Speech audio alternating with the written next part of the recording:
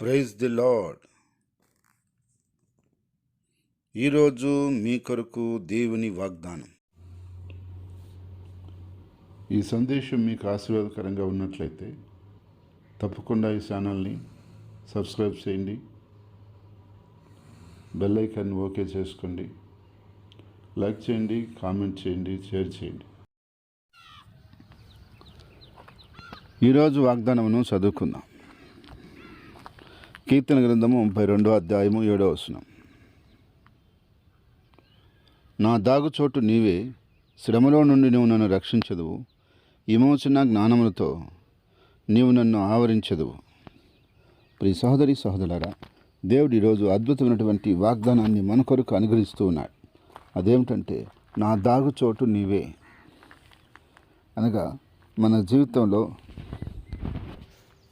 శ్రమ వచ్చినప్పుడు, అపాయం వచ్చినప్పుడు, కష్టం వచ్చినప్పుడు, ఇరుకులు ఇబ్బందులు వచ్చినప్పుడు ఎక్కడికి వెళ్ళి మనం ఆశ్రయం తీసుకోవాలి, ఎక్కడికి వెళ్ళి మనం ఆ యొక్క శ్రమ నుండి బయటపడాలని ఆలోచన చేస్తాం. మనకెవరైనా సహాయం చేసేవాళ్ళు ఉంటే, ఆదుకునే వాళ్ళు ఉంటే, కాపాడే వాళ్ళు ఉంటే వారి దగ్గరికి వెళ్ళాలి అని చెప్పి ఆశపడతాం.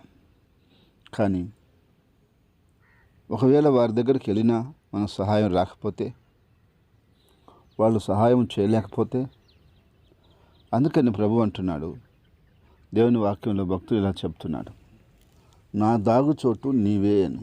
అవును, దేవుణ్ణి ఎవరైతే నమ్మి ఆయనే ఆశ్రయిస్తారో ఆయనే వాళ్ళకి దాగుచోటు.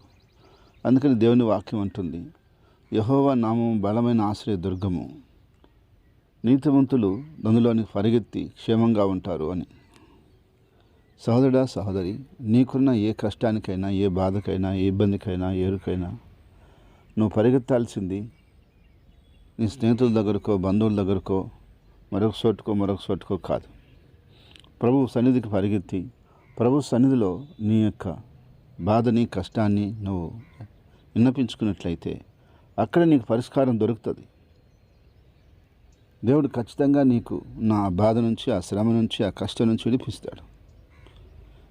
ఏటగాని ఉరిలో నుంచి తప్పిస్తానని, నాశనకరమైన తెగులు రాకుండా తప్పిస్తానని, ఏ అపాయం రాకుండా కాపాడుతానని, మధ్యాహ్నం పాడు చేసే రోగంకైనా, చీకటి సంచరించే తెగులుకైనా నువ్వు భయపడాల్సిన అవసరం లేదని ప్రభు వాక్యం చెప్తుంది. కాబట్టి ఆయన ఆశ్రయించినటువంటి వారు, ఆయన దాగుచోటుకి వెళ్ళినటువంటి వారు ఎవ్వరు కూడా ఇబ్బంది పడలేదు. అందుకని యెరూషలేముతో ప్రభు అన్నాడు, యెరూషలేమా యెరూషలేమా, కోడి తన పిల్లలను రెక్కల కింద భద్రపరిచినట్లు నేను నిన్ను భద్రపరుస్తాను నా దగ్గరికి రమ్మని. కాబట్టి నువ్వు ఆయన దగ్గరకు వచ్చి ఆయన రెక్కల నీడలో ఉంటే, దేవుడు కోడి తన పిల్లలను భద్రపరిచినంతగా ఇంకా ఎక్కువగా నిన్ను, నీ కుటుంబాన్ని, నీ పిల్లలని, నీ కలిగిన సమస్తాన్ని భద్రపరుస్తాడు. కాబట్టి నువ్వు వస్తావా ఆయన యొక్క రెక్కల నీడలోకి, వస్తావా దాగుచోటులోకి, నమ్ముతావా ప్రభువుని, నమ్మి ఆయన్ని ఆశ్రయిస్తే తప్పకుండా నువ్వు భద్రంగా ఉన్నావని అర్థం. దేవుడు ఆయన కంచి కాపుదలు నీ మీద ఉంచుతాడు. నువ్వు ఎక్కడున్నా దేవుని కృపతో, దేవుని సహాయంతో దేవుడు నిన్ను కాసి కాపాడుతాడు, భద్రపరుస్తాడు. నీ చుట్టూ ఆయన దేవదూతలు ఉంచుతాడు. కాబట్టి ఆయన రెక్కల నీడలో, ఆయన సన్నిధిలో నువ్వు జీవించు. దేవుడు నిన్ను, నీ కుటుంబాన్ని, నీ కలిగిన సంస్థాన్ని ఆశీర్వదించి వదిలి చేసి కాపాడునుగాక. ప్రార్థన.